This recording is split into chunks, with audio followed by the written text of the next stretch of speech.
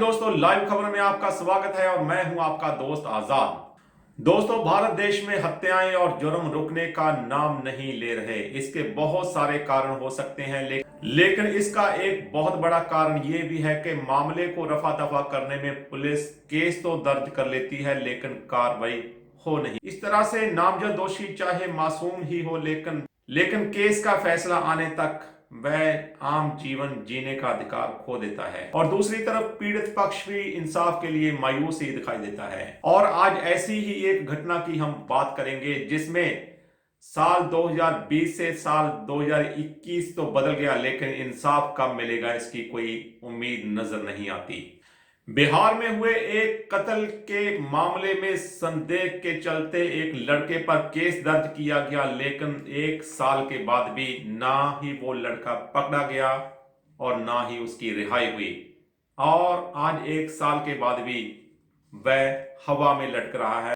आइए जाने केस की पूरी वार्ता हमारे सहयोगी शैफुर रहमान से। आज हम बिहार के समस्तीपुर जिला के कल्याणपुर प्रखंड का एक गांव है रतवाड़ा, जहां हम एक घटना घटी है 2020 14 जनवरी शाम के तकरीबन 8 साढ़े 8 बजे। यहाँ के मुखिया, उनको कुछ शरारती तत्वों द्वारा उनकी गोली मार के हत्या कर दी जाती है, जिससे पूरा गांव सत्ते में आ गया और भयभीत रहा। इस सिलसिले में पुलिस प्रशासन को भी इंफॉर्मेशन दी गई, वो लोग आए देखे। बाद में 1-2 दिन बाद पता लगता है एक लड़के का नाम आता है जिसका नाम है इखलाकुर रहमान सिद्दीकी। इखलाकुर रहमान सिद्दीकी इसका नाम आता है, इस हत्या में उसका नाम है, जिसके कारण उसके परिवार में भी परिवार वालों ने काफ़ी मुश्किलों का सामना किया। जबकि कुछ लोगों का कहना है कि ये इखलाकुर रहमान हत्या के बाद सभी तरह की एक्टिविटी या जो दफनाने का या बाकी जो चीज़ें पुलिस के साथ जो कोऑपरेट करने का प्रोसेस है उसमें वो शामिल रहा। यहाँ तक कि कुछ लोगों ने धरना प्रदर्शन भी किया प्रशासन के खिलाफ, उसमें भी शामिल रहा। 2 या 3 दिन बाद अचानक से ये लड़का अपने गांव से गायब हो जाता है।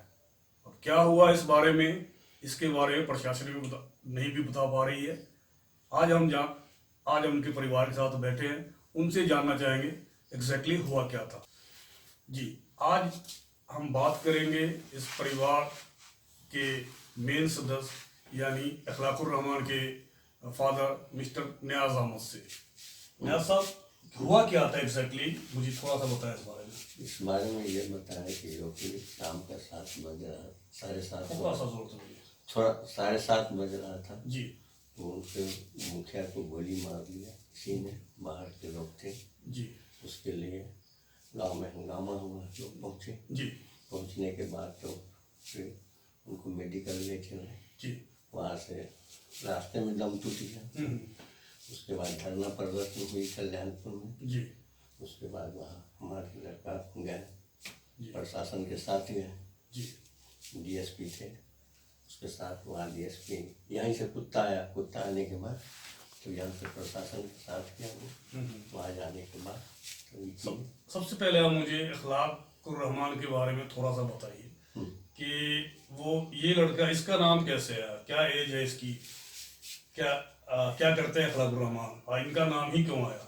ये पढ़ते थे और क्या करेंगे। जी, पढ़ते थे। जी, ठीक है। वकालत के क्या पढ़ रहे हैं, वकालत कर रहे हैं, तो वकालत की पढ़ाई पढ़ रहे हैं। ठीक है जी। तो जैसा कि आप कह रहे हैं कि उसके बाद जो भी दफनाने का या बाकी जो शोक का जो माहौल था उसमें शामिल है, यहाँ तक के लोगों ने प्रोटेस्ट किया उसमें भी ये शामिल है। पुलिस के सामने भी कुछ बयान दर्ज हुआ, कुछ हुआ? नहीं, पुलिस के सामने नहीं हुआ। फिर ये अचानक ये गायब कैसे हुई, कितने दिन बाद ये हुआ, क्या हुआ था? 2 रोज के बाद। 2 रोज के बाद।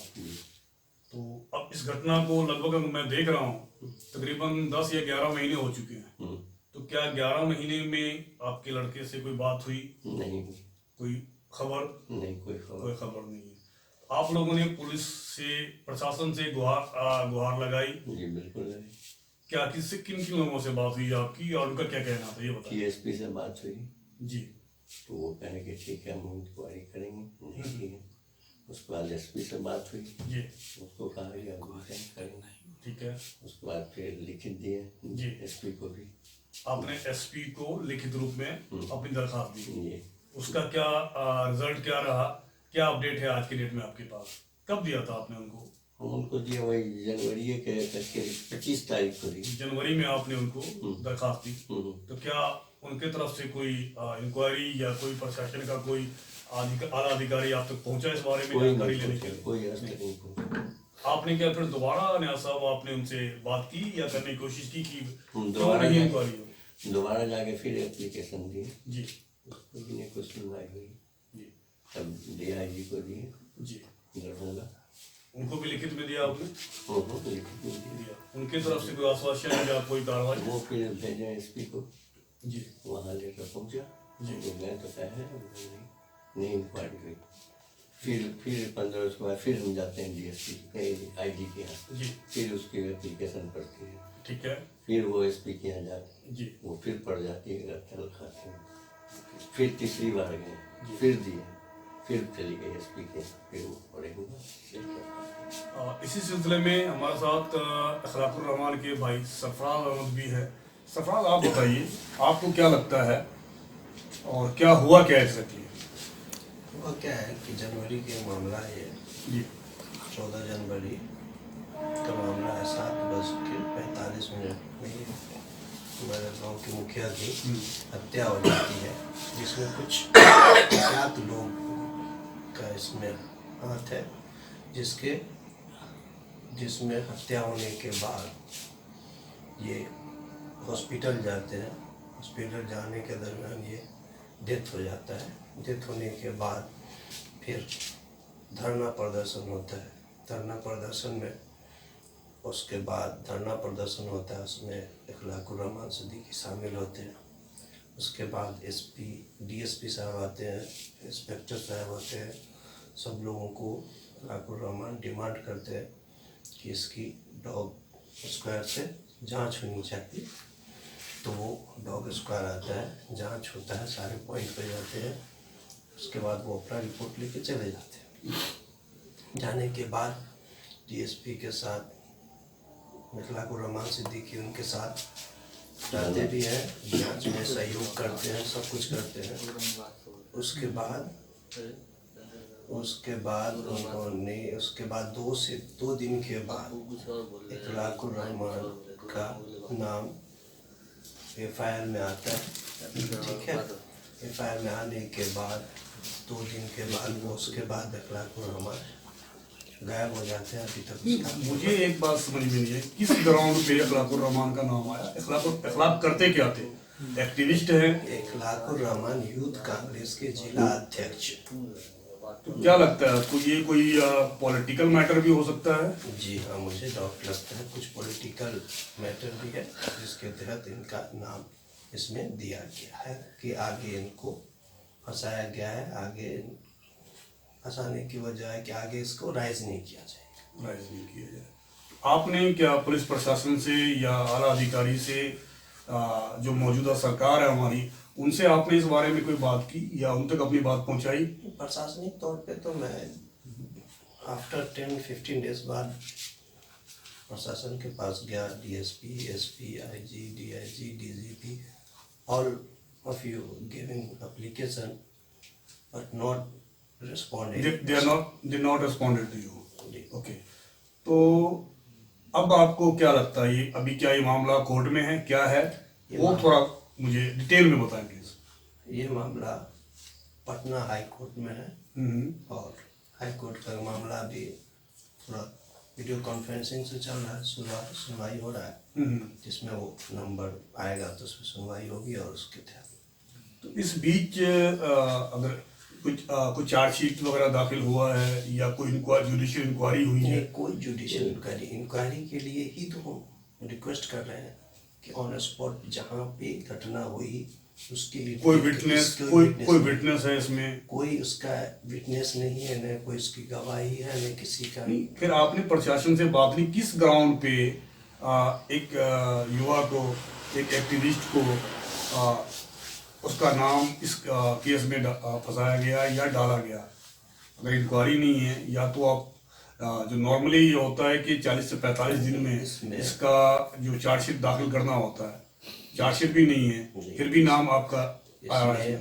इसमें एक आदमी का बेल कितने, ये अच्छी बात है, कितने लोग इसमें इन्वॉल्व थे? 3 लोग इन्वॉल्व थे। इसमें एक आदमी का बेल ग्रांट हुआ है, और उसमें जज साहब ने अपने ऑर्डर शीट में ये पुलिस को निर्देश दिया है कि जिस आधार पे पुलिस का जो नाम दिया गया है शक के बुनियाद पे, उसमें भी जांच में भी वो जस्टिफाई नहीं हो पा रहा है, उसमें मटेरियल कलेक्ट कर रहा है।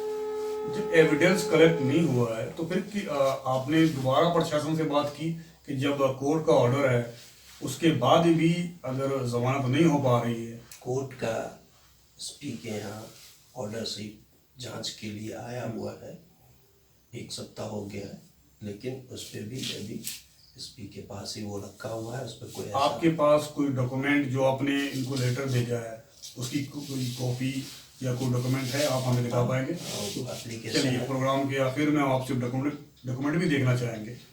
अंत में आप हमें बताएं कि आप प्रशासन से, पुलिस आला अधिकारी से क्या डिमांड करना चाहेंगे? यही डिमांड करना चाहते हैं कि इसमें निष्पक्ष जांच हो, जांच में जो भी दोषी हो, जो भी इन्वॉल्वमेंट हो, जो भी लोगों दोषी हो, उस पर कार्रवाई की जाए और उसकी उच्च स्तरीय जांच हो। क्या लगता है आपको, अगर आपका भाई अगर वो दोषी होता है तो आप क्या कहना चाहेंगे? नहीं, जांच में जो भी दोषी है उस पर सजा होनी चाहिए। नहीं दोषी है, बड़ी अच्छी बात है तो उसे बरी की जाए। बड़ी अच्छी बात है। तो हम देखते हैं इसमें हमारा प्रशासन, हमारे अधिकारी, हमारे एडमिन के लोग क्या करते हैं, इस पे कैसे इस केस को हैंडल करते हैं। और हम भी दरख्वास्त करते हैं डिपार्टमेंट से कि जल्द से जल्द इस पे जुडिशियल इंक्वायरी हो और जो भी दोषी हो उसके खिलाफ कार्रवाई की जाए। धन्यवाद।